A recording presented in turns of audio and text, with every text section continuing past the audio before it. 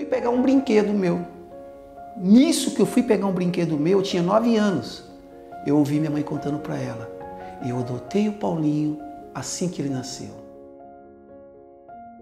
Eu sou muito feliz. Às vezes a pessoa fala assim, não tem alguém totalmente feliz. Eu tenho motivo para ser totalmente feliz. Aos 15, 16, 17, 18, 19 anos, que eu achava que tudo era culpa que dava errado na minha vida porque eu fui adotado, aquilo tudo foi apagado. Porque Deus, Ele me mostrou algo tremendo, que eu era capaz. Deus, Ele não dá o que você quer. Deus dá aquilo que você precisa, que nem você sabe que você precisa. É isso que Ele nos dá.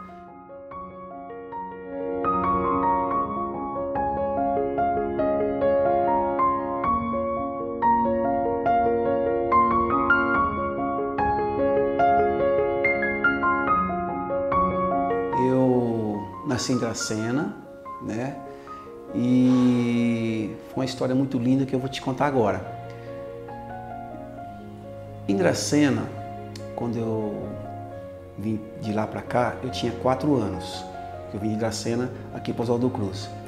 Mas eu fui adotado com um dia, né? Um dia de vida meu, eu fui adotado, né? A minha mãe que me criou, ela se chamava Dona Adelaide, né? E a minha mãe biológica, Dalva. E é até interessante, né? Um pouco curioso, porque a minha mãe biológica, né? Ela se internou lá na Santa Casa de Dracena, né? Para dar luz a mim. E no mesmo tempo que ela se internou para dar luz a mim, a Dona Adelaide estava com o esposo dela, né? Internado. Então ela foi visitar o esposo, né? E nisso, naquela época, lá em Dracena, né, em 65, as freiras cuidavam, né, da Santa Casa, dos hospitais. E lá, uma freira chegou para minha mãe e disse, olha, tem uma mulher aqui que vai dar uma criança, né? E minha mãe, a Dona Adelaide, que me criou, ela disse assim, mas agora eu não posso, eu tenho meus 10 filhos, meus 11 filhos, né? E ela estava com 51 anos. Ela falou assim, não, eu não posso adotar. Mas aí a freira disse para ela, mas se a senhora souber de alguém, né? A senhora indica, tá bom. Aí ela foi embora. No outro dia ela voltou para visitar o marido dela de novo e ela chamou a freira e disse, a mulher já deu a criança? Não. Então eu quero, né? E naquele dia, então, ali, sem eu saber, sem nada, né, eu estava ganhando uma nova família. E fui crescendo, crescendo, crescendo, crescendo. E quando eu fiz 4 anos, a gente mudou aqui para Oswaldo Cruz. E eu fui crescendo, crescendo. Só que tinha uma coisa. Eu era um menino muito rebelde, mas muito rebelde, muito bravo. Até um pouco difícil para te explicar, mas você sabe que é uma criança rebelde, né?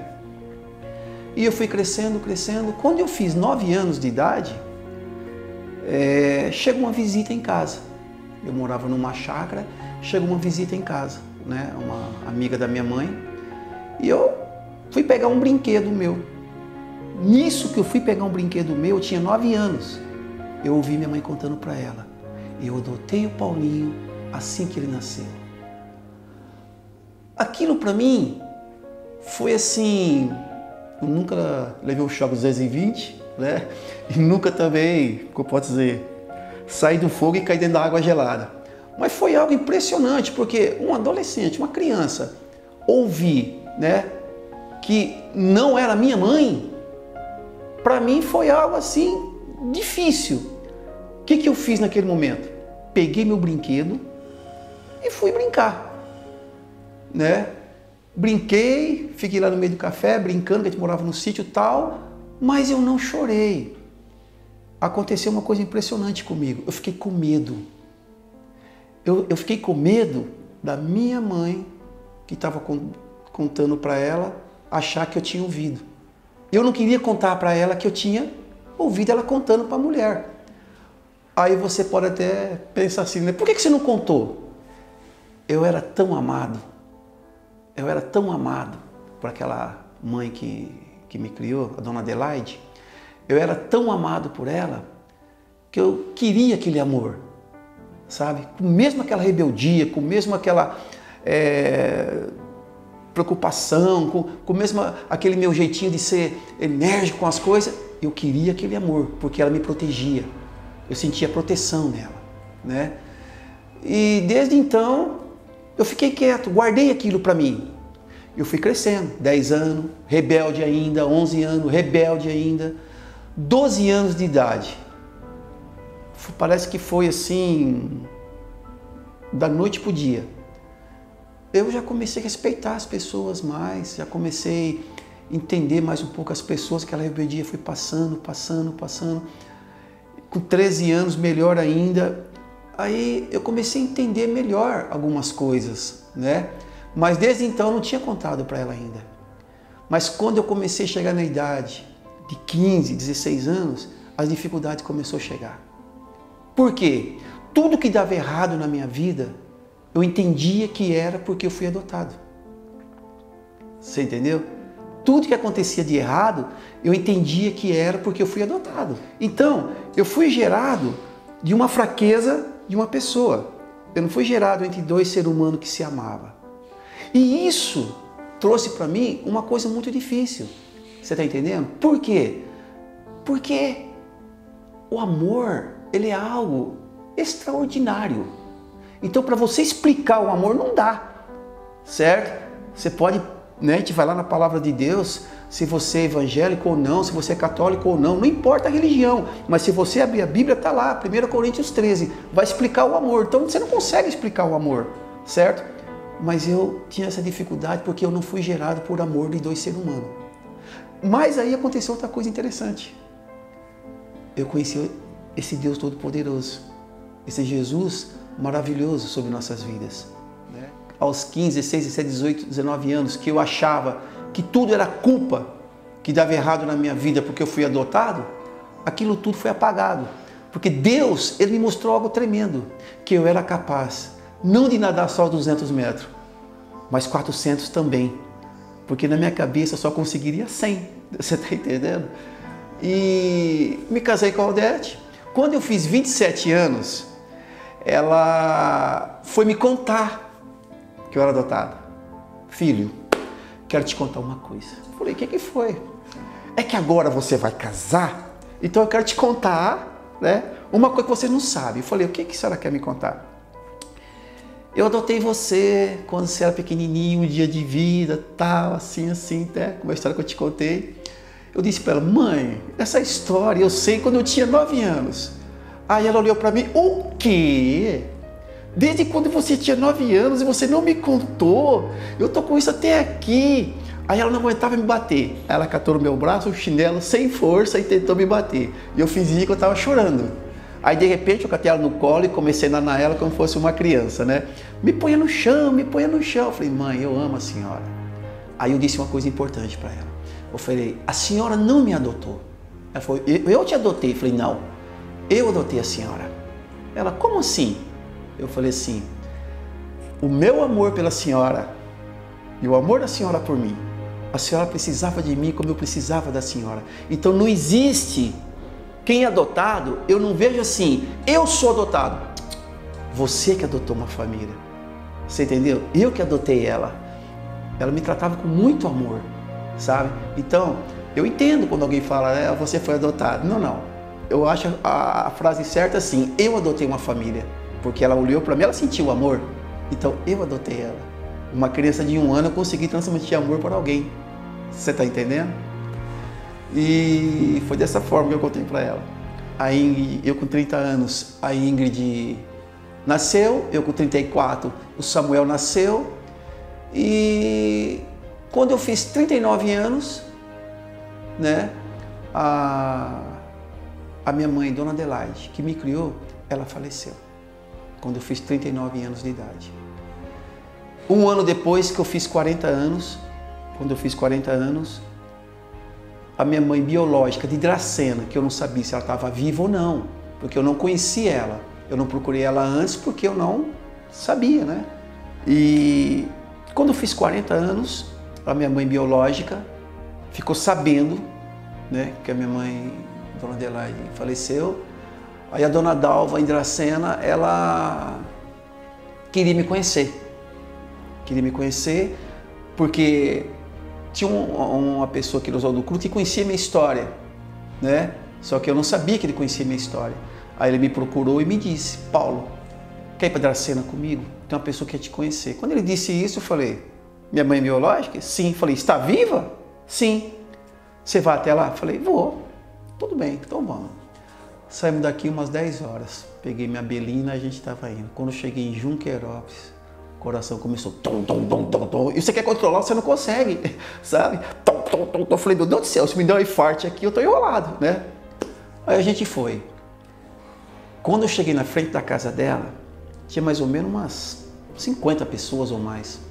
Então eu vi muita gente, eu não sabia quem era.